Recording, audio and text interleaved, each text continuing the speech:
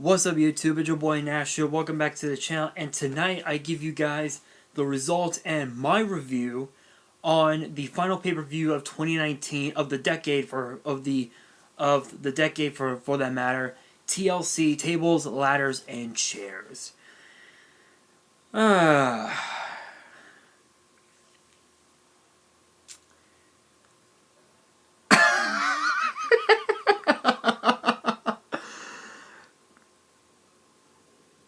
Another pay-per-view to which there were no matches on the card, and at the last second, there are matches on the card.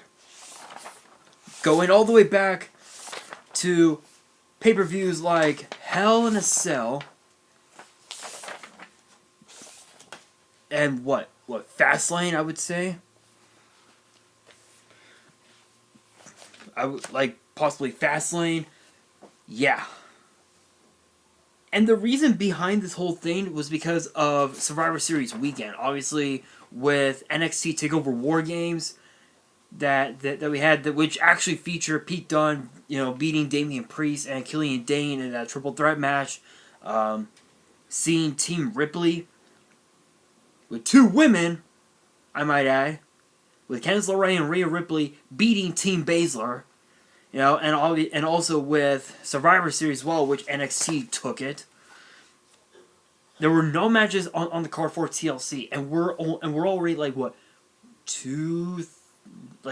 maybe 2 weeks away. 2 weeks out. 2 weeks out of Survivor Series, and there are now matches on the TLC card. Really? Anyway, let's get started. First match on the card, it was actually announced earlier today on WWE Digital that Humberto Carrillo would be going one-on-one with Andrade. Closing moments of the match, it was honestly this match was really good, really fast paced, high action, high drama, really good match. I think the biggest highlight of that match was Humberto Carrillo hitting Andrade with a beautiful moonsault. Honestly, the best moonsault I had ever seen. And Humberto Carrillo defeated Andrade with that moonsault. And then after, Andrade was told Zelina Vega, you know what? I'm done with you. Bye-bye. Bye, Felicia. Bye-bye. So, yeah. I think it's safe to say that this so-called business relationship between Andrade and Zelina Vega are done. I think it's done. Because, truth be told, there's been rumors going around saying that Zelina Vega is going to be in the ring a lot more often as a WWE superstar and not as a manager. I think this will be great for Zelina, because she hasn't been in a lot of matches since coming to WWE as part of NXT. I know that she was a part of the women's Royal Rumble match. I think she was also a part of the women's Battle Royal at WrestleMania. She's been in a few matches, but they weren't high profile matches. Honestly, I think she would do amazing in high profile matches going up against women like Asuka, and who else can I name? Natalia, just to name a couple. Overall, this match was pretty good. Probably the best. Probably one of the top. Probably one of the top 3 best matches that I have seen on the card. This match deserves 4 stars. Now to kick off the main card, we have the SmackDown Tag Titles defended as the New Day defended against the Revival in a ladder match. Now, of course, Kofi Kingston knows a whole lot about ladder matches. He's actually been in quite a few throughout his career. In fact, his last one... Hold on a second, guys. There is something in my eye. Come on. Sorry, guys, my eyelashes are trying to blind me. Anyway, Anyway, I believe the last ladder match that Kofi was in, I want to say it was Money in the Bank 2018, I believe. Yeah. Yeah. It was Money in the Bank 2018. Wait, was it? Let me see. Let's go into deep into my book, shall we? Yes, Kofi Kingston. Yes. Money in the Bank 2018. He was that the last match on the card? Yep. Yeah. That was the last match on the card, and that was actually the only ladder match he was a part of. Let me see. Let me look back.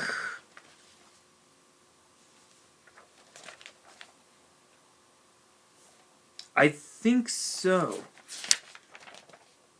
Yeah, I think that was it. I think yeah, that was the only one he was a part of other within the 2018-2019 year. So again, Kofi Kingston knows a whole lot about ladders, and that's what gave them the victory because Kofi Kingston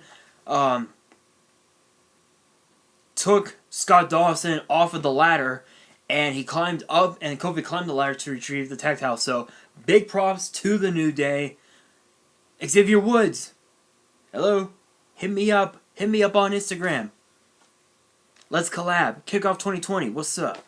Comment below if you guys want to see that. If you guys want to see me collab, if you guys want to see me, a smaller YouTuber, collab with a major star like Xavier Woods, comment below. I want your guys' opinion on that. Comment below. Next up, we have Aleister Black versus Buddy Murphy. Another really great match. Another really great way to show off what Aleister Black is capable of. Aleister Black hit Buddy Murphy with Black Mass just out of nowhere. Like, oh my god.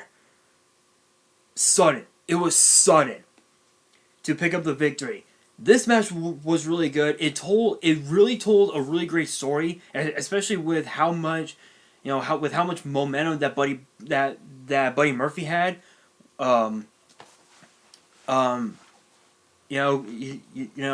out of the WWE draft as with Aleister Black, and this was perfect.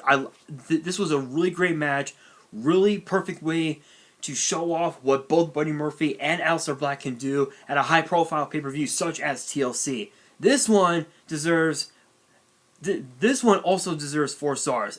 And with the match with the New Day and the Revival, I'm only gonna give it 3 stars, and the reason behind it is because of the fact that while it is true that the Revival did give the New Day a really hard time in this match, the crowd reaction wasn't as great as you think. I mean, if you really listen to the crowd, it was as if they were just focused on whatever was around them and not what was in front of them. So, next up we have the Viking Raiders in an open challenge for the Raw Tag Titles. Turns out it ended up being the OC, and this match ended in a double DQ or a double. I think a double count out. Sorry, a double count out because nobody could get back into the ring. It was they were beat, and the Viking Raiders had put Carl Anderson through a KFC table. So big shout outs to KFC. I'm honestly not gonna give this one a rating because there was really again there was hardly any crowd engagement, if you will. I cannot believe I'm about to call this. Next up, we got Roman Reigns versus King Corbin. I'm just gonna go and say it. With the help of Dolph Ziggler and the Revival, Corbin beat Roman Reigns. It was a TLC match. You really can't blame Corbin for utilizing the rule, but I can tell you that that after you know what, I'll get to that part in a moment. Next up, that match, 2 stars. We get 2 stars just because of the fact that this should have been 1-on-1 and not 30-on-1. I know that Roman has had the had the motto of one versus all, but the all was too overwhelming for the one. Next up, we have Bray Wyatt versus The Miz for a slight. If you guys noticed, the referee showed The Miz the WWE Universal Championship. If you guys noticed that, for you guys, I don't know if I'm tripping or what. Comment below if you guys believe if you saw it. Because for a slight second, it looked like that Bray Wyatt was actually putting up the title against The Miz. However, in this match, Bray Wyatt defeated The Miz with Sister Abigail, and I want to point out a couple of things that happened during that match. First off, The Miz was channeling his inner Pete Dunne, his inner British strong style, by ripping the shoulder out of Bray Wyatt. And Bray Wyatt was laughing. He laughed and rammed his shoulder into the barricade, trying to lock it back in place. And oh my god, if you guys saw that match, guys, I was tripping. I was looking at that match like, what the hell is he doing? I was tripping out. But what happened after the match will surprise you. The Fiend shows up on the Titantron. Bray Wyatt goes for the mallet that he used to attack Rambling Rabbit, which was kind of funny.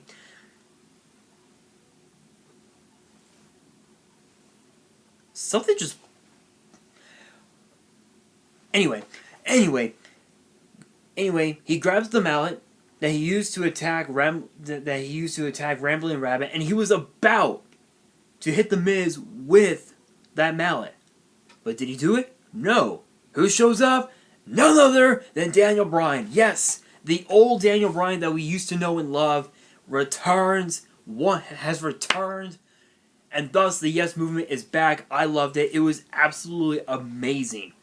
This was a really great way to show off what The Miz has been trying to do over the last couple weeks, and now with Daniel Bryan back, I think it's safe to say that we could see Daniel Bryan versus The Fiend at the Royal Rumble for the WWE Universal Championship. This was a great way for this story to not only show off what Bray Wyatt can do without The Fiend, but it was also a great way to show off the return of Daniel Bryan and what he will be capable of should he challenge The Fiend one more time for the title. This match, 4 stars easy.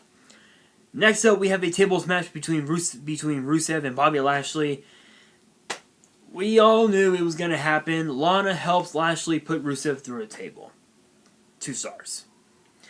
Not going any further than that. I am not going any further than that. But I will tell you, going back with the match between Corbin and Reigns, this was crazy because there was a backstage segment with the Street Profits, and it was Corbin and Roman Reigns beating the hell out of each other, Buddy Murphy and Shorty G beating the hell out of each other, the Viking Raiders and the OC beating the hell out of each other, the Street Profits getting involved and beating the hell out of Buddy Murphy. Security was there.